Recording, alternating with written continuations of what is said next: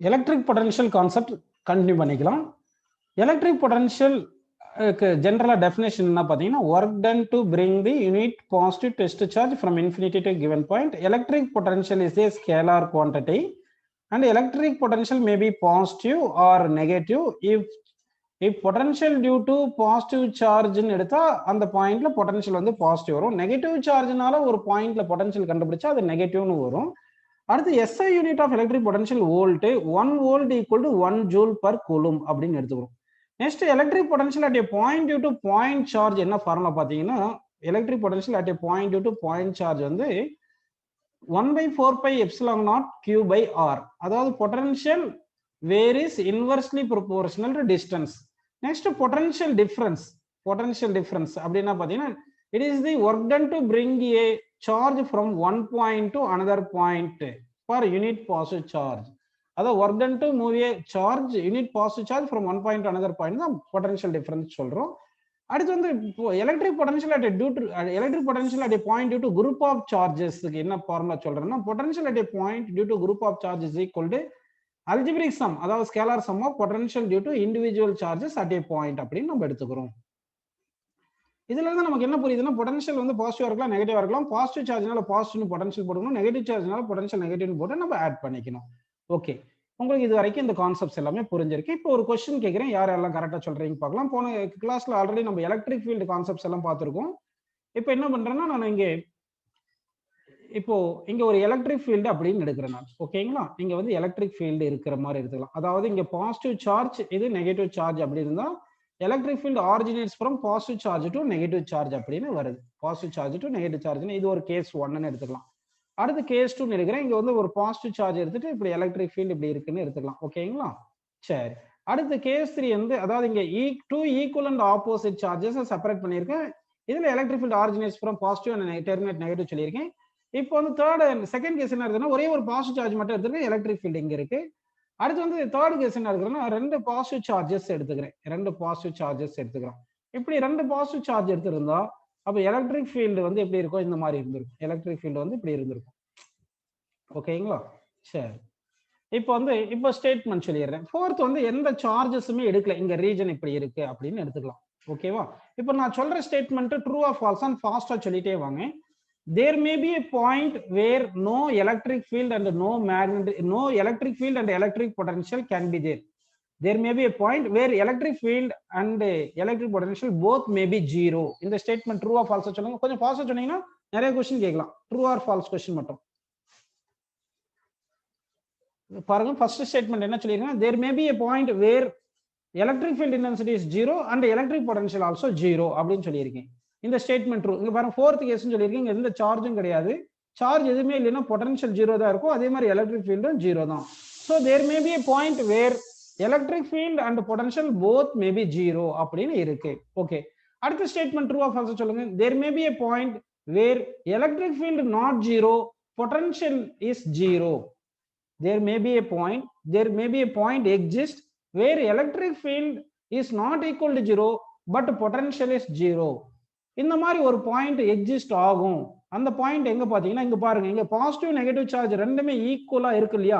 இந்த பாயிண்ட்ல potential due to positive charge வந்து பாசிட்டிவ் வந்திருக்கும். அதாவது two equal and opposite charges, positive and negative charges ரெண்டு ஈக்குவலா இருந்துச்சுன்னா மிட் பாயிண்ட்ல பாத்தீங்கன்னா பாசிட்டிவ் சார்ஜ்னால பொட்டன்ஷியல் பாசிட்டிவ் வந்திருக்கும், நெகட்டிவ் சார்ஜ்னால பொட்டன்ஷியல் நெகட்டிவ் வந்திருக்கும்.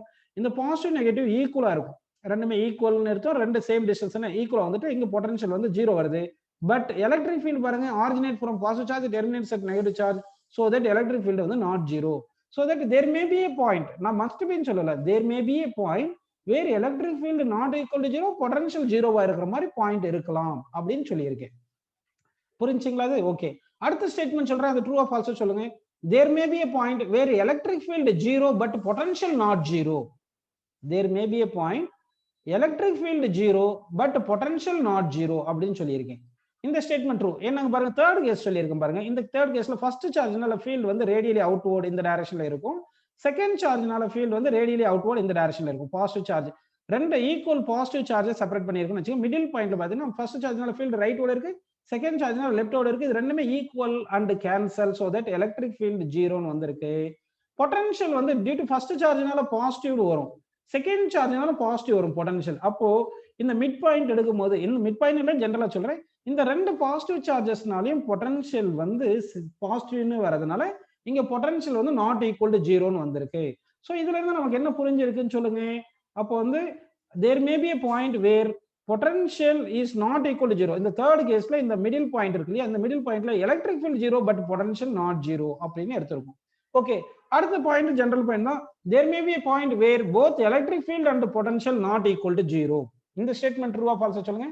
தேர் may be a point where both electric field and potential both are not equal to zero. இந்த ஸ்டேட்மெண்ட் ட்ரூ. ஜெனரலா பார்த்தோம்னா ஒரு பாயிண்ட் எடுத்துக்கிறோம், எலக்ட்ரிக் ஃபீல்ட் இங்க நாட் ஈக்குவல் டு ஜீரோ தான் இருக்கு, அதே மாதிரி பொட்டன்ஷியலும் இருக்கும், potential not equal to zero. So இதுல இருந்து உங்களுக்கு எப்படி புரிஞ்சிருக்குன்னா பாயிண்ட் வந்து நம்ம எடுக்கிற பாயிண்ட்ல வந்து எலக்ட்ரிக் ஃபீல்ட் ஜீரோவா இருக்கலாம், நாட் ஈக்குவல் ஜீரோவா இருக்கலாம், பொட்டன்ஷியல் ஜீரோவா இருக்கலாம், பொட்டன்ஷியல் நாட் ஈக்குவல் ஜீரோவா இருக்கலாம். அந்த மாதிரி 4 டிஃபரெண்ட் கேசஸ் வருது. For field zero, field not equal zero, இங்க பொட்டன்ஷியல் ஜீரோ, இங்க field not zero, potential not zero. இங்க வந்து ஃபீல்டு இந்த கேஸ்ல வந்து field zero but potential not equal zero. இந்த கேஸ்ல ரெண்டுமே ஜீரோ அந்த மாதிரி இருக்கு. ஸோ இந்த மாதிரி இருக்குன்னு நம்ம புரிஞ்சுக்கணும். அதான் நான் சொல்லி இந்த நீட்ல நம்ம மார்க் வாங்க போறது ஏதோ டிஃபிகல்ட்டா கொஸ்டின்ஸ் கேட்க போறது இல்லை. இந்த மாதிரி சின்ன சின்ன கான்செப்ட்ஸ் தெளிவா நீங்க கரெக்டா புரிஞ்சுட்டு படிச்சீங்கன்னா நல்ல மார்க் வந்துடும். அது காரணம் நீங்க திருப்பி திருப்பி எல்லாமே படிக்கணும், லைன் பை லைனா டெக்ஸ்ட் புக் படிக்கணும், நிறைய டெஸ்ட் எழுதணும். ஈஸியா கொஸ்டின்ஸ் இருக்கிறதுல நிறைய டெஸ்ட் எழுதணும். நிறைய டெஸ்ட் எழுதிட்டே இருந்தீங்கன்னா உங்களுக்கு நல்ல மார்க் கிடைக்கும்.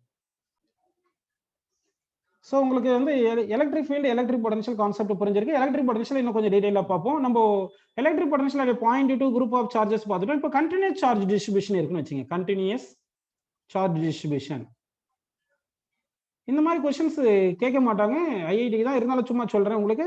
இப்போ சார்ஜ் வந்து ரொம்ப கண்டினியூஸா அப்படி டிஸ்ட்ரிபியூட் பண்ணியிருக்காங்கன்னு எடுத்துக்கலாம். ஓகேங்களா? இப்போ இந்த மாதிரி சார்ஜஸ் நம்ம வந்து டெஃபினிஷன்லாம் டிஃபைன் பண்ணது வந்து கூலம்ஸ்ல உடைய ஃபண்டமெண்டல்ல தான் வந்துட்டு இருக்கும். அது எல்லாமே பாயிண்ட் சார்ஜஸ்க்கு தான் அப்ளிகபிள். ஸோ அப்போ வந்து கண்டினியூஸ் சார்ஜ்னா எக்ஸ்டெண்டட் சார்ஜஸ்க்கு இது வந்து அப்ளிகபிள் கிடையாது.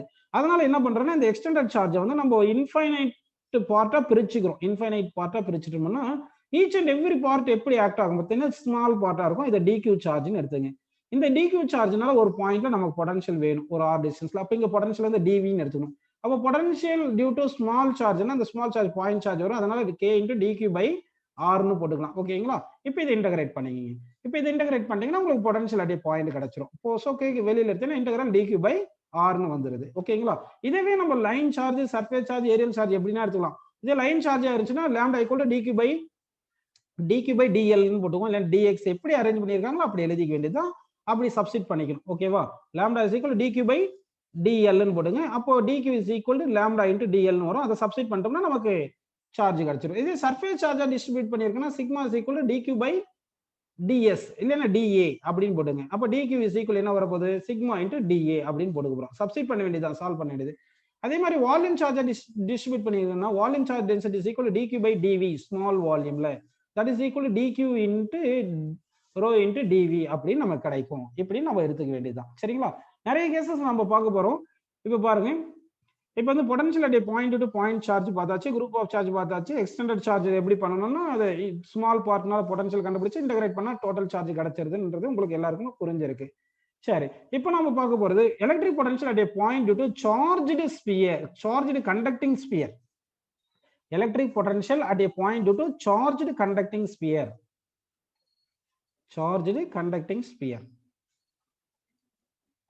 இந்த சார்ஜ்டு கண்டக்டிங் ஸ்பியர் நம்ம எடுக்கிறோம் இல்லைங்களா? Charged conducting sphere. இந்த ஸ்பியர் வந்து நமக்கு சாலிட் ஸ்பியரா இருந்தாலும் சரி, ஆலோ ஸ்பியரா இருந்தாலும் சரி, ரெண்டுத்துக்குமே ஒரே ஆன்சர் வரும். ஏன் பாத்தீங்கன்னா சார்ஜ் வந்து நம்ம ஒரு கண்டக்டிங் ஸ்பியர் கொடுத்துட்டோம்னா அந்த சார்ஜ் வந்து எங்க ரிசைட் ஆயிருக்கும் பாத்தீங்கன்னா ஒன்லி சர்ஃபேஸ்ல தானே இருக்கும். அப்ப இது சாலிடா இருந்தாலும் சரி, ஹாலோ ஸ்பியரா இருந்தாலும் சரி, ஹாலோ ஸ்பியரா இருந்தாலும் சாலிட் ஸ்பியரா இருந்தாலும் சரி, இது கண்டக்டிங் ஸ்பியருக்கு நான் சொல்றது. கண்டக்டிங் ஸ்பியரா இருந்துச்சுன்னா charge always resides on the surface of the conductor வரதுனால conducting charged conducting solid sphere and hollow ஸ்பியருக்கு நம்ம இப்போ எக்ஸ்பிளைன் பண்றது சேமா இருக்கும். ஒரே ஆன்சர் தான் வரும். சரி, புரியுதுங்களா உங்களுக்கு? நல்லா கவனிங்க. இப்போ என்ன பண்ண போறோம்னா இப்போ potential due to charged conducting sphere எடுக்கிறோம். ரெண்டு பாயிண்ட் எடுத்துக்கிறோம். ஒரு பாயிண்ட் வந்து கேஸ் ஒன் வந்து inside the sphere, case one வந்து இன்சைட் ஸ்பியர், அதாவது small R less than capital R. Capital ஆர்ன்றது ரேடியஸ் ஆஃப் தி ஸ்பியர். ஓகேங்களா? இங்க Q சார்ஜ் கொடுத்துருக்கும். அடுத்து வந்து ஒரு பாயிண்ட் எடுத்திருக்கேன். அந்த பாயிண்ட் எங்க எடுத்திருக்கேன்னா small R distance from centre, இந்த small R less than capital R வந்ததுனால இன்சைட் தி ஸ்பியர்னு வருது. இன்சைட் ஸ்பியர்னு வருது. இப்போ இன்சைட் தி ஸ்பியர் வந்து பொட்டன்ஷியல் இப்போ சொல்றது அப்படியே ஞாபகம் வச்சுங்க. Potential inside the sphere charge conducting sphere equal to constant அப்படின்னு வச்சுங்க. இதை எக்ஸ்பிளைன் பண்றேன், இப்படி மைண்ட்ல ஃபிக்ஸ் பண்ணிக்கிங்க. திஸ் கான்ஸ்டன்ட்னா ஒரு வேல்யூ இருக்கணும் இல்லையா? That is equal to potential on the surface. Potential on the surface. அப்போ potential inside anywhere in the conducting sphere, charged conducting sphere is equal to constant, that is equal to on the surface. அப்போ on the surface என்ன வரணும் formula? k cube by r 1 by 4 pi epsilon naught.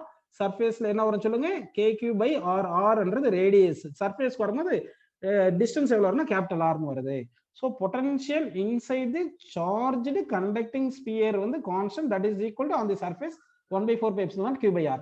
இப்போ இது எப்படி இந்த மாதிரி வருது என்றதை நான் எக்ஸ்பிளைன் பண்றேன், கேட்டுங்க. இப்போ 0.1 0.2 எடுத்துக்கலாம். நல்லா கவனிங்க, இது 0.1 0.2 எடுத்துக்கலாம். சரிங்களா? இந்த 0.1 0.2 வந்து உங்களுக்கு சேம் டிஸ்டன்ஸ் ஃப்ரம் சென்டர் எடுத்த மாதிரி இருந்தாலும் ஒரு டிஃபரெண்ட் டிஸ்டன்ஸ் மாதிரி எடுத்துக்கலாம். இப்போ இது வந்து 0.1 எடுத்துங்க, இது 0.2 எடுத்திருக்கேன். இந்த ரெண்டு பாயிண்ட்டும் பாருங்கப்பா, டிஃபரெண்ட் டிஸ்டன்ஸ் ஃப்ரம் சென்டர் தான் எடுத்திருக்கு. ஆனா இந்த ரெண்டு பாயிண்ட்டுமே இன்சைட் தி ஸ்பியர் இருக்கு. இந்த ரெண்டு பாயிண்ட்ல பொட்டன்ஷியல் ஈக்குவல். ஆனா எப்படி ஈக்குவல் வரும்னு ஒரு டவுட் வருது இல்லையா? அதனால நாம என்ன பண்றோம்னா 0.1லயும் 0.2லயும் பொட்டன்ஷியல் நாட் ஈக்குவல்னு அஸ்யூம் பண்ணிக்கலாம். 0.1லயும் 0.2லயும் பொட்டன்ஷியல் வந்து என்ன அஸ்யூம் பண்ணிக்கலாம்? நாட் ஈக்குவல்னு அஸ்யூம் பண்ணிக்கலாம். அப்ப நாட் ஈக்குவலா இருந்தா இந்த கண்டக்டர்னா, இந்த கண்டக்டர்ல ஃப்ரீ சார்ஜஸ், ஃப்ரீ எலக்ட்ரான்ஸ் நிறைய இருக்கும் இல்லையா? இப்போ பொட்டன்ஷியல் அட் 0.21 வந்து டிஃபரெண்டா இருக்குன்னா எலக்ட்ரான்ஸ் என்ன ஆயிரும்? Lower potential to higher potential போயிரும் இல்லையா? பாசிட்டிவ் சார்ஜ்னா higher potential to lower potential போகும். அதே வந்து நெகட்டிவ் சார்ஜ்னா லோயர் டு ஹையர் பொட்டன்ஷியல் போயிருது. எனிவே பொட்டன்ஷியல் டிஃபரன்ஸ் இருந்துச்சுன்னா அப்ப அந்த ஃப்ரீ எலக்ட்ரான்ஸ் மூவ் ஆகுமா, மூவ் ஆகாதா? Lower potential to higher potential move ஆயிரும் இல்லையா? அப்ப மூவ் ஆச்சுன்னா அப்ப எலக்ட்ரான் இன் மோஷன் இருந்துச்சுன்னா அப்ப எலக்ட்ரிக் கரண்ட் வந்துரும் இல்லையா? எலக்ட்ரிக் கரண்ட் இருக்கும். அப்ப எலக்ட்ரிக் கரண்ட் வந்துரும். எலக்ட்ரிக் கரண்ட் இருந்துச்சுன்னா என்ன ஆயிரும் சொல்லுங்க உங்களுக்கு? எலக்ட்ரிக்கல் எனர்ஜி டெவலப் ஆயிரும். எலக்ட்ரிக்கல் எனர்ஜி, அதாவது எனர்ஜி கிரியேட் ஆயிருது. எனர்ஜி கிரியேட் ஆகுது. அப்ப எனர்ஜி கிரியேட் ஆச்சுன்னா law of conservation of energy violate பண்ணுது. Law of conservation of energy violate பண்ணக்கூடாது. அப்ப எனர்ஜி கிரியேட் ஆகக்கூடாது. எனர்ஜி கிரியேட் ஆகக்கூடாதுன்னா எலக்ட்ரிக்கல் எனர்ஜி கிரியேட் ஆகக்கூடாதுன்னா எலக்ட்ரிக் கரண்ட் ஜீரோவா இருக்கணும். அப்ப எலக்ட்ரிக் கரண்ட் ஜீரோவா இருக்கணும்னா எலக்ட்ரான் மூவ் ஆகக்கூடாது. எலக்ட்ரான் எப்போ மூவ் ஆகாது? பொட்டன்ஷியல் டிஃபரன்ஸ் ஜீரோவா இருந்தா மூவ் ஆகாது. பொட்டன்ஷியல் டிஃபரன்ஸ் இருந்தா தானே மூவ் ஆகும். சார்ஜ் எப்போ மூவ் ஆகும்? பொட்டன்ஷியல் டிஃபரன்ஸ் இருந்தா தான் மூவ் ஆகும். பொட்டன்ஷியல் டிஃபரன்ஸ் இல்லைன்னா மூவ் ஆகாது. அப்போ பொட்டன்ஷியல் டிஃபரன்ஸ் பிட்வீன் 0.1 and 2 வந்து ஜீரோவா இருக்கணும். அப்படின்னா பொட்டன்ஷியல் டிஃபரன்ஸ் பிட்வீன் 0.1 and 2 ஜீரோனா 1ல பொட்டன்ஷியல் மைனஸ் 2ல பொட்டன்ஷியல் ஈக்குவல் ஜீரோ வரணும். So that potential at 1 equal potential at 2 அப்படின்னு நம்ம எடுத்துக்கிறோம். ஓகே, புரியுதுங்களா? அதனால தான் potential inside the charge conducting sphere constant எடுத்துக்கும். சரி, உங்களுக்கு ஒரு டவுட் வரலாம், சரி பொட்டன்ஷியல் கான்ஸ்டன்ட் தான், அது ஈக்குவல், தட் இஸ் ஈக்குவல் எப்படி பொட்டன்ஷியல் ஆன் தி சர்ஃபேஸ் தானே கேட்குறோம் அப்படின்னு வந்துச்சுன்னா என்ன பண்ணலாம்? இங்க 0.1 எடுத்துங்க. இப்போ கொடுத்தது 0.2 வந்து நியர் டு தி சர்ஃபேஸ் எடுத்துங்க. 0.2 வந்து நியர் டு தி சர்ஃபேஸ் எடுங்க, இன்சைட் எடுத்துங்க. அப்போ இன்சைட் தி ஸ்பியர் வந்து பொட்டன்ஷியல் கான்ஸ்டன்ட் நம்ம எடுத்ததுனால அப்போ ஒரு பாயிண்ட் வந்து very near to surface just inside எடுத்ததுனால இது பொட்டன்ஷியல் ஆன் தி சர்ஃபேஸ் வந்துருது 0.2.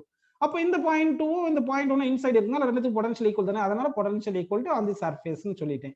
ஸோ உங்களுக்கு புரிஞ்சுங்களா? அப்போ potential inside the charged conducting sphere வந்து constant, that is equal to on the surface அப்படின்னு ஞாபகம் வச்சுங்கப்பா. ஓகே, இது வந்து உங்களுக்கு புரிஞ்சிருக்கு. அடுத்து வந்து பாத்தீங்கன்னா கேஸ் 2 என்ன பாத்தீங்கன்னா potential outside the sphere. Outside conducting sphere பாது எடுக்கிறது வந்து இது இன்சுலேட்டரா எடுத்துட்டோம்னா இந்த மாதிரி ஆன்சர்ஸ் வராது, வேற மாதிரி வரும். அதுக்கும் சொல்றேன் பாத்துங்க. இப்போ வந்து என்ன பண்ணிருக்கலாம்னா நம்ம வந்து ஒரு சார்ஜ்டு கண்டக்டிங் ஸ்பியர் எடுத்திருக்கோம், அதுக்கு சார்ஜ் கொடுத்துருக்கோம், அந்த சார்ஜ் கியூ சார்ஜ் கொடுத்துருக்கோம். ஓகேங்களா? கியூ சார்ஜ் கொடுத்துருக்கோம், ரேடியஸ் வந்து கேபிட்டல் ஆர் சொல்லியிருக்கேன். இப்போ வந்து நம்ம எடுக்கிற பாயிண்ட் வந்து அவுட் சைடுன்னு வருது. அவுட் சைடுன்னா அந்த சென்டர்ல இருந்து பாயிண்ட் பி வந்து இருக்கிற பாயிண்ட் வந்து ஸ்மால் ஆர் வந்து கிரேட்டர் தென் கேபிட்டல் ஆர் அப்படின்னு எடுத்துக்கணும். அவுட் சைடுன்னு வந்துட்டாவே ஸ்பியருக்கு மட்டும் ஆல்ரெடி என்ன சொல்லியிருக்கேன், மொத்த சார்ஜும் சென்டர்ல இருக்கிற மாதிரி அஸ்யூம் பண்ணிக்கோங்க. அதாவது எப்பவுமே ஸ்பெரிக்கலுக்கு மட்டும் தான் இது எடுத்துக்கணும், மற்ற ஷேப்புக்கெல்லாம் எடுக்கக்கூடாது. ஸ்பெரிக்கல் சார்ஜ் டிஸ்ட்ரிபியூஷனா இருந்துச்சுன்னா பாயிண்ட் அவுட் சைடு இருந்துச்சுன்னா மொத்த சார்ஜ் சென்டர்ல இருக்கிற மாதிரி எடுத்துக்கணும். So that potential outside is equal to என்ன வரும் பார்த்தீங்கன்னா KQ by R. பாயிண்ட் சார்ஜுக்கு KQ by R தானே வருது. So 1/4 pi epsilon naught Q divided by R அப்படின்னு வந்திருக்கு. ஓகே, புரிஞ்சுங்களா? அப்போ அவுட் சைடுக்கு வந்து வேரியஸ் இன்வெர்ஸ்லி ப்ரொபோர்ஷனல் டிஸ்டன்ஸ் வரும், இன்சைடு வந்து கான்ஸ்டன்ட்னு வந்துடும். ஓகேவா? இப்போ சொன்ன கான்செப்டை வச்சு நம்ம வந்து கிராஃப் வரைவோம். இந்த கிராஃப் வந்து யாராருக்கு கரெக்ட், நான் கரெக்டா வரைஞ்சிருக்கேன்னா தப்பா வரைஞ்சிருக்கேன்னா சொல்லுங்க. இப்போ ஒய் ஆக்சிஸ் வந்து என்ன பண்றேன்னா ஒய் ஆக்சிஸ் எக்ஸ் ஆக்சிஸ் இப்படி எடுத்திருக்கேன். ஓகேங்களா? இது ஆரிஜின் வந்து எங்க எடுத்திருக்கேன் பாருங்க, சென்டர் ஆஃப் தி ஸ்பியர் எடுத்திருக்கேன். ஆரிஜின் வந்து சென்டர் ஆஃப் தி ஸ்பியர் எடுத்திருக்கேன். ஒய் ஆக்சிஸ்ல பொட்டன்ஷியல் எடுத்துக்கிறேன், எக்ஸ் ஆக்சிஸ்ல டிஸ்டன்ஸ் எடுத்து நம்ம கிராஃப் வரைவோம்ப்பா. ஒய் ஆக்சிஸ்ல வந்து என்ன பண்றோம், பொட்டன்ஷியல் எடுத்துக்கிறோம். எக்ஸ் ஆக்சிஸ்ல வந்து டிஸ்டன்ஸ் எடுத்து கிராஃப் வரைவோம். இப்படி கிராஃப் வரையும் போது இந்த கிராஃப் நான் வரைஞ்ச கிராஃப் கரெக்டா தப்பா நீங்க சொல்லுங்க. ஓகேங்களா?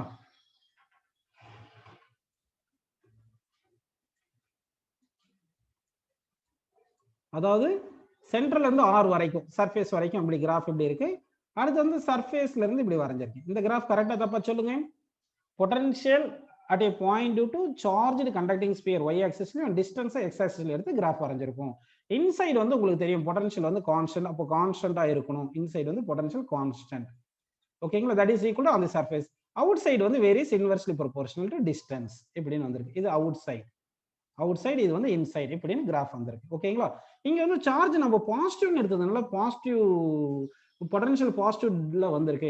ஒருவேளை சார்ஜ் ஸ்பியர் நம்ம கொடுக்கும் போது நெகட்டிவ்னு கொடுத்துருந்தாங்கன்னு வச்சுக்கோங்க, அப்போ potential due to charge negative charge வந்து நெகட்டிவா இருந்திருக்கும். இப்போ ஒருவேளை மைனஸ் சார்ஜ்னால நம்ம கேட்டிருந்தாங்கன்னு வச்சுங்கப்பா, அப்போ கிராஃப் வரையும் போது எப்படி வரைஞ்சிருக்கணும்னா வந்து பொட்டன்ஷியல் நெகட்டிவா தானே இருந்திருக்கணும். அதனால வந்து நமக்கு இந்த ஃபோர்த் குவாட்ரண்ட்ல வரைஞ்சிருக்கும். ஃபோர்த் குவாட்ரண்ட்ல தான் potential negative, distance anyway positive இப்படி வந்திருக்கும் கிராஃப். அதாவது பொட்டன்ஷியல் வெர்சஸ் டிஸ்டன்ஸ் கிராஃப் வரையும் போது நெகட்டிவ் சார்ஜஸ் இருந்துச்சுன்னா பொட்டன்ஷியல் நெகட்டிவ்னு வரும் அப்படின்னு வருது. ஓகேங்களா? சரிப்பா, இப்போ potential due to charged conducting sphere உங்களுக்கு புரிஞ்சுச்சு. அடுத்து நம்ம பார்க்க போறது potential due to volume charged sphere. இது வந்து தேவையில்லை, இருந்தாலும் சும்மா ஃபார்முலா தானே ஞாபகம் வச்சுக்கோங்க. Potential due to volume charged sphere, volume charged sphere. இப்போ வால்யூம் சார்ஜ்டு ஸ்பியர்னு எடுக்கிறப்பா, அப்படி எடுத்தா எப்படி இருக்கும் பாத்தீங்கன்னா, இது ஒரு வால்யூம் சார்ஜஸ் ஸ்பியர் எடுத்துங்க. சார்ஜஸ் வந்து இன்சைடு கூட இருக்கு, ஏன்னா வால்யூம் வைஸ்ல சார்ஜ் டிஸ்ட்ரிபியூட் பண்ணியிருக்கும். அப்போ வால்யூம் வைஸ்ல இப்படி சார்ஜ் டிஸ்ட்ரிபியூட் பண்ணியிருக்கும் எப்படின்னு அஸ்யூம் பண்ணிக்கிங்க. ஓகேங்களா?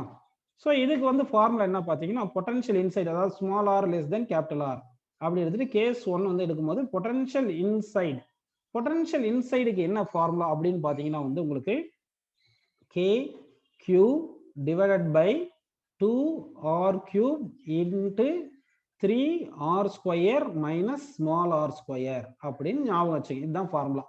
இது வந்து நம்ம கிராவிடேஷன் லெசன்ல நான் எக்ஸ்பிளைன் பண்ணியிருப்பேன். பொட்டன்ஷியல் டியூ டு கிராவிடேஷன் அங்கே k பிளேஸ்ல g போட்டு q பிளேஸ்ல m போட்டு இந்த ஃபார்முலா டெரைவ் பண்ணியிருக்கோம். ஓகே, புரிஞ்சுங்களா? இது சரிப்பா, இந்த ஃபார்முலா ஞாபகம் வச்சுங்க. அப்போ வந்து இங்க என்ன பண்ணியிருக்கோம்னா, இந்த கேபிட்டல் ஆர்ன்றது radius of the sphere, q charge given to the sphere யூனிஃபார்மா வால்யூம் வைஸ் டிஸ்ட்ரிபியூட் பண்ணியிருக்கோம். இந்த ஸ்மால் ஆர்ன்றது distance of the point from the centre அப்படின்னு நம்ம எடுத்துக்கிறோம். ஓகேங்களா? சரி, இப்போ क्वेश्चन பாருங்க. பொட்டன்ஷியல் அட் சென்டர் வேணும். பொட்டன்ஷியல் அட் சென்டர் வேணும்னு என்ன பண்ணணும்? பொட்டன்ஷியல் அட் சென்டர்னா r = 0 போட்டுறணும். அப்படிதானப்பா? இந்த பாயிண்ட் P வந்து சென்டர்ல லொகேட் ஆயிருது. இந்த ஸ்மால் r 0 வந்துரும். அப்போ ஸ்மால் r 0 ஆச்சுன்னா r² r³ கேன்சல் ஆனா என்ன வந்திருக்கு பாருங்க, 3/2 kq/r. இதுதான் potential at centre. Potential at surface வேணும்னா, சர்ஃபேஸை கூட இன்சைட் கூட அஸ்யூம் பண்ணிக்கலாம் இல்லையா? பொட்டன்ஷியல் அட் சர்ஃபேஸ் என்னன்னா ஸ்மால் r = கேபிட்டல் R போடுங்க. அப்போ 3r ஸ்கொயர்ல r² போனா 2r² வரும். 2r² 2r³ கேன்சல் ஆனா r வரும். அதுக்கு பொட்டன்ஷியல் அட் சர்ஃபேஸ் வந்து என்ன வந்துருது பாருங்க, kq/r அப்படி வந்துருச்சு. புரிஞ்சுங்களா உங்களுக்கு இந்த ஃபார்முலால இருந்து? அதாவது ஸ்மால் r = கேபிட்டல் R போடணும் பொட்டன்ஷியல் அட் சர்ஃபேஸ்னு போட்டோம்னா. இது புரிஞ்சிருக்கு. இது இன்சைடுக்கு மட்டும் தான் ஃபார்முலா. அவுட் சைடு வந்துட்டோம்னா, அவுட் சைடு வந்துட்டா என்ன ஆயிரும் சொல்லுங்க? அவுட் சைடு வந்து small r greater than capital R வந்துடும். அவுட் சைடு வந்துட்டா, இப்போ பாயிண்ட் வந்து அவுட் சைடு வந்துட்டோம். இப்படி வந்துட்டோம்னா இது மொத்தமே ஸ்பியர் தானே. ஸ்பியர் என்ன பண்ணும், மொத்த சார்ஜுமே சென்டர்ல இருக்குன்னு எடுத்துக்கிட்டு பொட்டன்ஷியல் அவுட் சைடு வந்து என்ன ஆகுதுன்னா உங்களுக்கு kq/r. இது ஜெனரல் ஃபார்முலா உங்களுக்கு தெரியும். ஓகேங்களா? இப்போ பாருங்க, சென்டர்லயும் சர்ஃபேஸ்லயும் பாருங்க, பொட்டன்ஷியல் அட் சென்டர்ல அதிகமா இருக்கா சர்ஃபேஸ்ல அதிகமா இருக்கா பாருங்க. பொட்டன்ஷியல் அட் சென்டர்ல அதிகமா இருக்கா சர்ஃபேஸ்ல அதிகமா இருக்கா? எந்த ஆப்ஷன் கரெக்ட் சொல்லுங்க பார்க்கலாம். Potential at centre and potential at surface equal வருமா, லெஸ் தென் வருதா, கிரேட்டர் தென் வருதா, டேட்டா இன்சஃபிஷியன்ட் வருதா பாருங்க. ஒரு பாசிட்டிவ் வால்யூம் சார்ஜ்டு ஸ்பியர்னு எடுத்திருக்கோம். பொட்டன்ஷியல் அட் சென்டர்ல வந்து பாத்தீங்கன்னா 3/2 டைம்ஸ் ஆஃப் kq/r. 3/2 வந்து கிரேட்டர் தென் 1. அதனால 3/2 கிரேட்டர், அது பொட்டன்ஷியல் அட் சென்டர் வந்து இது அப்படியே ஸ்டேட்மெண்ட்டா ஞாபகம் வச்சுங்க. நமக்கு நிறைய பாத்தீங்கன்னா ப்ராப்ளம்ஸ் வந்து நீட்ல கேட்கும்போது ஈஸியா ஸ்டேட்மெண்ட் மாதிரி கூட இருந்துரும். பொட்டன்ஷியல் அட் சென்டர் வந்து 3/2 times of potential on 3/2 times of potential on the surface அப்படி இருக்கு. இருந்தாலும் இந்த ஃபார்முலா வந்து என்சிஆர்டில இருக்கா பாருங்க, இல்லைன்னா இது தேவையில்லை அப்படின்னு எடுத்துங்க. ஓகேங்களா? இது வந்து நம்ம சும்மா கான்செப்ட் புரியுறதுக்கு தான் சொல்லிட்டு இருக்கேன். ஓகே, இப்போ கிராஃப் வந்து நம்ம டிரா பண்ணலாம். கிராஃப் வந்து y ஆக்சிஸ்ல பொட்டன்ஷியல் எடுத்துட்டு x ஆக்சிஸ்ல டிஸ்டன்ஸ் எடுத்துப்போம். பொட்டன்ஷியல் வந்து ஒய் ஆக்சிஸ்ல இருக்குன்னா டிஸ்டன்ஸ் வந்து எக்ஸ் ஆக்சிஸ். ஒரு சிலது வந்து தேவையில்லைன்னு சொல்லிட்டு கூட நான் எக்ஸ்பிளைன் பண்ணிருப்பேன் நீட்டுக்கு. ஏன்னா இதனால கொஞ்சம் கான்செப்ட்ஸ் உங்களுக்கு புரியும்ன்றதுக்காக தான். தவிர இந்த மாதிரி தேவையில்லைன்றதெல்லாம் படிக்க தேவையில்லை. ஓகேவா? ஸோ இன்சைடு வரும்போது பார்த்தீங்கன்னா குவாட்ராடிக்கலி வேரி ஆகுது. அவுட் சைடு வரும்போது இன்வெர்ஸ்லி வேரி ஆகுது. நல்லா பாருங்க, இன்சைட்ல வந்து ஸ்கொயர்ல இருக்குனால குவாட்ராட், இங்க ஆர் ஸ்கொயர், இந்த ஆர் வந்து குவாட்ராடிக்கலா வேரி ஆகுது. ஆர் ஸ்கொயர் இந்த கேபிட்டல் ஆர்ன்றது கான்ஸ்டன்ட், ஸ்மால் ஆர் தான் வேரியபிள். ஸோ இன்சைட் வந்து குவாட்ராடிக்கலா வேரி ஆகும், அவுட் சைடு வந்து இன்வெர்ஸ்லி ப்ரொபோர்ஷனல் வேரி ஆகுது. ஸோ அந்த மாதிரி நம்ம கிராஃப் வரையணும். இப்போ கிராஃப் வரைகிறோம் பாருங்க. எப்படி வரைகிறோம்னா சென்டர்ல தான் அதிகமா இருக்கும் பொட்டன்ஷியல் அட் சென்டர் வந்து 3/2 ஆஃப் பொட்டன்ஷியல் அட் சர்ஃபேஸ்னு வருது. அங்கிருந்து வரும்போது குவாட்ராடிக்னா பேரபோலிக் கிராஃப் வந்துடும். இப்போ இது சர்ஃபேஸ் வரைக்கும் வந்துட்டோம். இந்த வேல்யூ வந்து இது radius of the earth R, radius of the sphere ஆர்னு எடுத்துங்க, சென்டர் டு ஆர். இது வந்து இன்சைடு, இன்சைடுக்கு கிராஃப் இப்படி வருது இன்சைடு. அவுட் சைடு வரும்போது இப்படி வந்துடும் கிராஃப். அவுட் சைடு வந்து இன்வெர்ஸ்லி ப்ரொபோர்ஷனல் டு ஆர் அப்படின்னு கிராஃப் வந்திருக்கு. ஸோ உங்களுக்கு என்ன புரிஞ்சிருக்குன்னா potential due to conducting sphere புரிஞ்சது, அடுத்து potential at point due to volume charge sphere, இது ரெண்டுமே உங்களுக்கு புரிஞ்சிருக்கு. நெக்ஸ்ட் வந்து இந்த மாதிரி நிறைய நம்ம கான்செப்ட்ஸ் டிஸ்கஸ் பண்றதை விட எலக்ட்ரிக் ஃபீல்ட் இன்டென்சிட்டி ஆல்ரெடி நம்ம நிறைய பார்த்துருக்கோம் இல்லையா? அந்த கான்செப்ட்டுக்கு எலக்ட்ரிக் பொட்டன்ஷியல் ரிலேஷன் கொடுத்துட்டா எலக்ட்ரிக் ஃபீல்ட் இன்டென்சிட்டியை யூஸ் பண்ணி நம்ம பொட்டன்ஷியல் அப்படியே கண்டுபிடிச்சிடலாம். அப்போ இந்த கிளாஸ்ல இப்போ நம்ம என்ன பண்ண போறோம்னா relation between electric field intensity and electric potential என்னன்னா எலக்ட்ரிக் பொட்டன்ஷியல் டிஃபரன்ஸ் நம்ம பார்க்க போறோம். அதாவது இந்த கான்செப்ட் பார்க்கறதுனால உங்களுக்கு என்ன யூஸ் ஆகும்னா ஒவ்வொரு கேஸ்லயும் நம்ம பொட்டன்ஷியல் கண்டுபிடிக்கிறத விட்டுட்டு எலக்ட்ரிக் ஃபீல்டு எந்தெந்த கேஸ்ல தெரியுமோ அதை வந்து இந்த ரிலேஷன் கொடுத்துட்டோம்னா இதை யூஸ் பண்ணி நம்ம என்ன பண்ணிடலாம்னா எலக்ட்ரிக் ஃபீல்டை யூஸ் பண்ணி பொட்டன்ஷியலை கண்டுபிடிச்சிடலாம். ஓகேங்களா? சரி, ஜென்ரலா அந்த ஃபார்முலா மட்டும் ஃபர்ஸ்ட் நான் சொல்லிடுறேன். எலக்ட்ரிக் ஃபீல்டு என்ன, எலக்ட்ரிக் பொட்டன்ஷியல் என்ன ரிலேஷன் சொல்லிடுறேன் பாத்துங்க. அப்புறமா டெரிவ் பண்ணலாம். Electric field intensity is equal to minus dV by டிஆர்னு எடுத்துங்க. ஏதாவது ஒரு physical quantity changes with respect to டிஸ்டன்ஸ்னு இருந்துச்சுன்னா அது வந்து கிரேடியன்ட்னு சொல்லணும். ஏதாவது ஒரு physical quantity changes with respect to டைம்னா அது ரேட் ஆஃப் சேஞ்ச் ஆஃப் சொல்றோம். எப்படி velocity equal to ds by dt, displacement changes with respect to டைம்னா ரேட் ஆஃப் சேஞ்ச் ஆஃப் சொல்றோமோ, அந்த மாதிரி சேஞ்சஸ் வித் ரெஸ்பெக்ட் டிஸ்டன்ஸ் இருந்தா கிரேடியன்ட்னு சொல்லணும். வித் ரெஸ்பெக்ட் டு டிஸ்டன்ஸ் இருந்தா என்ன சொல்லணும்? கிரேடியன்ட் அப்படின்னு சொல்லணும். அப்ப எலக்ட்ரிக் ஃபீல்ட் இன்டென்சிட்டிக்கும் பொட்டன்ஷியலுக்கும் டிஸ்டன்ஸ் எப்படி சொல்லி இருக்கும் பாருங்க. Potential changes with respect to distance இருக்கு இல்லையா? அப்போ potential changes with respect to distance தான் நம்ம என்ன சொல்றோம்? பொட்டன்ஷியல் கிரேடியன்ட் சொல்றோம். பொட்டன்ஷியல் கிரேடியன்ட் அப்படின்னு சொல்றோம். இங்க நெகட்டிவ் இருக்குனால நெகட்டிவ் பொட்டன்ஷியல் கிரேடியன்ட். அப்ப எலக்ட்ரிக் ஃபீல்ட் இன்டென்சிட்டி என்ன சொல்றோம்? நெகட்டிவ் பொட்டன்ஷியல் கிரேடியன்ட் அப்படின்னு சொல்லணும். புரியுதுங்களா? அப்ப எலக்ட்ரிக் ஃபீல்ட் இன்டென்சிட்டிக்கும் பொட்டன்ஷியலுக்கும் வந்து ரிலேஷன் என்ன பாத்தீங்கன்னா, எலக்ட்ரிக் ஃபீல்ட் இன்டென்சிட்டிக்கும் பொட்டன்ஷியலுக்கு என்ன ரிலேஷன் பாத்தீங்கன்னா, electric field intensity is equal to negative potential gradient அப்படின்னு வச்சுக்கணும். சரி, இந்த நெகட்டிவ்ன்றது சைன் தான் சொல்லுது. ஓகேங்களா? டைரக்ஷனை சொல்லுது. நெகட்டிவ்ன்றது டைரக்ஷன் சொல்லுது. சரி, இந்த நெகட்டிவ் பொட்டன்ஷியல் கிரேடியன்ட் வந்து நம்ம ஸ்கேலார்னு சொல்லலாமா வெக்டார்னு சொல்லலாமா? டக்குன்னு சொல்லுங்க, யார் கரெக்டா சொல்றீங்க பார்க்கலாம். நெகட்டிவ் பொட்டன்ஷியல் கிரேடியன்ட் இஸ் ஸ்கேலார்னு வருமா இல்ல வெக்டார்னு வருதா? சொல்லுங்கப்பா. எலக்ட்ரிக் ஃபீல்ட் இன்டென்சிட்டிக்கும் பொட்டன்ஷியலுக்கும் ரிலேஷன் டெரைவ் பண்ணா இந்த ஃபார்முலா வரும். Electric field intensity equal to negative potential gradient சொல்லியாச்சு. இப்போ நாங்க என்ன क्वेश्चन கேட்டிருக்கேன்னா, நெகட்டிவ் பொட்டன்ஷியல் கிரேடியன்ட் இஸ் ஸ்கேலாரா இல்ல வெக்டாரா அப்படின்னு கேட்டிருக்கேன். இது கரெக்ட் ஆன்சர் என்ன பாத்தீங்கன்னா, நெகட்டிவ் பொட்டன்ஷியல் கிரேடியன்ட்ன்றது எலக்ட்ரிக் ஃபீல்ட் இன்டென்சிட்டி தானே. எலக்ட்ரிக் ஃபீல்ட் இன்டென்சிட்டி வந்து வெக்டார் தானே. So that vector quantity. Negative பொட்டன்ஷியல் கிரேடியன்ட்ன்றது electric field intensity, electric field intensity is vector quantity அப்படின்னு நம்ம எடுத்துக்கணும். ஓகேங்களா? So it is vector quantity. இப்போ தான் நம்ம relation between electric field intensity and potential gradient derive பண்றேன். பெரும்பாலும் உங்களுக்கு டெரிவேஷன் எல்லாம் தேவையில்லை. டெரிவேஷன்ஸ் எல்லாம் நிறைய பார்க்கறதுல ஃபார்முலாஸ் எல்லாம் தெரிஞ்சாவே போதும், ரிலேஷன் ஃபார்முலா தெரிஞ்சா போதும். இருந்தாலும் கொஞ்சம் புரியணுன்றதுக்காக தான் நான் எக்ஸ்பிளைன் பண்றேன் உங்களுக்கு. இப்போ என்ன பண்ணலாம்னா, நல்லா கவனிப்போம். அந்த ரிலேஷன் கொண்டு வர போறேன். இப்போ எலக்ட்ரிக் ஃபீல்ட் இன்டென்சிட்டி இங்க எடுத்திருக்கேன். ஓகே, இங்க எலக்ட்ரிக் ஃபீல்ட் இன்டென்சிட்டி இப்படி இருக்கு. இப்போ ரெண்டு பாயிண்ட் நான் செலக்ட் பண்ணிக்கிறேன். இது பாயிண்ட் 1, இது பாயிண்ட் 2 செலக்ட் பண்ணிக்கங்க. இப்போ பாயிண்ட் 1ல இருந்து பாயிண்ட் 2 வந்து ஒரு சார்ஜை கொண்டு போறோம். அப்போ எலக்ட்ரிக் ஃபீல்டு இந்த டைரக்ஷன்ல இருக்கு. ஓகேங்களா? எலக்ட்ரிக் ஃபீல்டு இந்த டைரக்ஷன்ல இருக்கு. அப்போ ஃபோர்ஸ் வந்து எவ்வளவு பாத்தீங்கன்னா E into Qன்னு எடுத்துக்கலாம். ஃபோர்ஸ் வந்து E into Q. Work done DW, small work done. இந்த பாயிண்ட் 1 பாயிண்ட் 2 வெரி க்ளோஸரா இருந்துச்சுன்னா அந்த பொட்டன்ஷியல் டிஃபரன்ஸ் ஸ்மால் அமௌண்டா இருக்குன்னு வச்சுங்க. ஒர்க் டனுக்கு என்ன வரும் ஃபார்முலா பாத்தீங்கன்னா, ஃபோர்ஸ் இன்ட்டு டிஎக்ஸ்னு வரும். ஃபோர்ஸ் இன்ட்டு டிஎக்ஸ் வரும். ஓகேங்களா? அப்போ ஃபோர்ஸ் வந்து என்ன போட்டுக்கலாம் பாருங்க, DW is equal to EQ into dx அப்படின்னு எடுத்துக்கலாம். EQ இன்ட்டு டிஎக்ஸ்னு எடுத்துக்கலாம். புரியுதுங்களா? இது அடுத்து வந்து டெஃபினேஷன் இருக்குல்ல, potential difference DV is equal to DW divided by charge அப்படின்னு எடுத்துக்கலாம். இதுல இருந்து DW இஸ் ஈக்குவல் என்ன வரும் பாருங்க, DV இன்ட்டு Qன்னு வருது. இங்க dv வந்து இந்த final potential minus initial potential போட்டீங்கன்னா final potential less than initial potential தானே வருது, அதனால ஒரு மைனஸ் சைன் வரும் அப்படின்னு நம்ம பார்த்துக்கணும். ஓகேங்களா? அப்போ ஒரு மைனஸ் சைன் அப்படின்னு போட்டு வச்சிருந்தோம்னா இது ஈக்குவேஷன் 1, இது ஈக்குவேஷன் 2 அப்படின்னு எடுத்துக்கிட்டோம்னா ஈக்குவேஷன் 1 ஈக்குவேஷன் 2 என்ன வருது பாருங்க, லெஃப்ட் ஹேண்ட் சைடு ஈக்குவல்னால ரைட் ஹேண்ட் சைடு ஈக்குவல் வருது. ஒரு சில புக்ல என்ன பண்ணிருப்பாங்கன்னா அந்த மைனஸ் இங்க போட்டிருப்பாங்க. சரிங்களா? ஏன் பாத்தீங்கன்னா அப்போ நம்ம ஃபோர்ஸ் அப்ளை பண்ணி மூவ் ஆகுது, இந்த டைரக்ஷன் ஆஃப் இது மூவ் ஆயிரும், நம்ம ஃபோர்ஸ் வந்து கான்ஸ்டன்ட் வெலாசிட்டில மூவ் பண்ணனும்னா ஃபோர்ஸ் ஆப்போசிட் அப்ளை பண்ணி இருக்கணும் அப்படின்னு சொல்லி கூட மைனஸ் போட்டுருப்பாங்க. ஒன்றும் பிரச்சனை இல்லை. இப்போ இது ரெண்டு ஈக்குவேஷன் ஈக்குவேட் பண்ணா EQ into dx is equal to minus dv into q னு போட்டுக்கலாம். இப்போ இதுல என்ன கேன்சல் ஆகும் பாருங்க, இந்த q கேன்சல் பண்ணிருங்க. அப்போ வந்து நமக்கு ஃபார்முலாக்கு கன்க்ளூஷனுக்கு வந்துடலாம். E is equal to பாருங்க minus dv by dx. இது y டைரக்ஷன்ல மூவ் பண்றதுனால dv சாரி x டைரக்ஷன்ல dv by dx போடுறோம், y டைரக்ஷன்ல dv by dy போடுங்க, z டைரக்ஷன்ல dv by dz போடுங்க, இல்ல பொசிஷன் வெக்டார் கொடுத்து r கொடுத்திருந்தா dv by dr அப்படின்னு எடுத்துக்கலாம். ஜெனரலா dv by dr னு எடுத்துக்கலாம். புரியுதுங்களா உங்களுக்கு?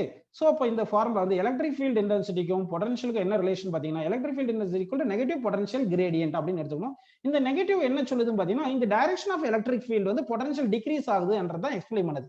இங்க மைனஸ் ஏன் வந்திருக்கு, இந்த டைரக்ஷன் ஆஃப் எலக்ட்ரிக் ஃபீல்ட் வந்து பொட்டன்ஷியல் வந்து டிக்ரீஸ் ஆகுது, அததான் இந்த மைனஸ் சொல்லுதுப்பா.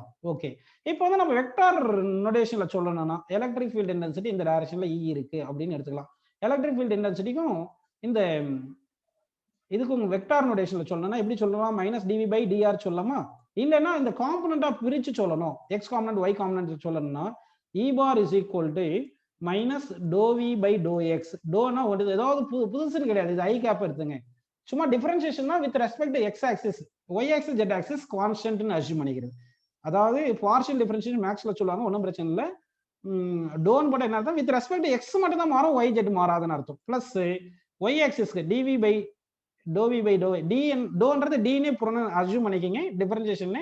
ஆனா x னு போட்டா x மட்டும் தான் வேரியபிள், y z கான்ஸ்டன்ட். இங்க y னு போட்டா x z variable, x z constant assume பண்ணிங்க, y வேரியபிள். இது j கேப் y டைரக்ஷனுக்கு. அடுத்து வந்து z டைரக்ஷனுக்கு, ஏன்னா பொசிஷன் வெக்டார் போடும்போது நமக்கு x axis y axis z axis வரும், எல்லாத்துக்குமே மைனஸ் வரணும், அதனால ஒரு மைனஸை காமனா எடுத்துக்கிறோம். இதுதான் வந்து எலக்ட்ரிக் ஃபீல்ட் இன்டென்சிட்டிக்கும் பொட்டன்ஷியலுக்கும் வெக்டார் நோடேஷன்ல சொல்லியிருக்கோம். புரியுதுங்களா? இப்போ இந்த கான்செப்டை யூஸ் பண்ணி கூட நம்ம என்ன பண்ணலாம்னா y charged conducting sphere, charged conducting sphere இருக்கு, அது சார்ஜ் இன்சைடு இருக்கும், பொட்டன்ஷியல் எப்படி கான்ஸ்டன்ட்ன்றதை இப்போ நான் எக்ஸ்பிளைன் பண்றேன் பாருங்க. இப்போ வந்து நம்ம என்ன பண்ணலாம்னா எலக்ட்ரிக் ஃபீல்ட் இன்டென்சிட்டிக்கும் பொட்டன்ஷியலுக்கும் relation minus dv by dr தெரியும் இல்லையா?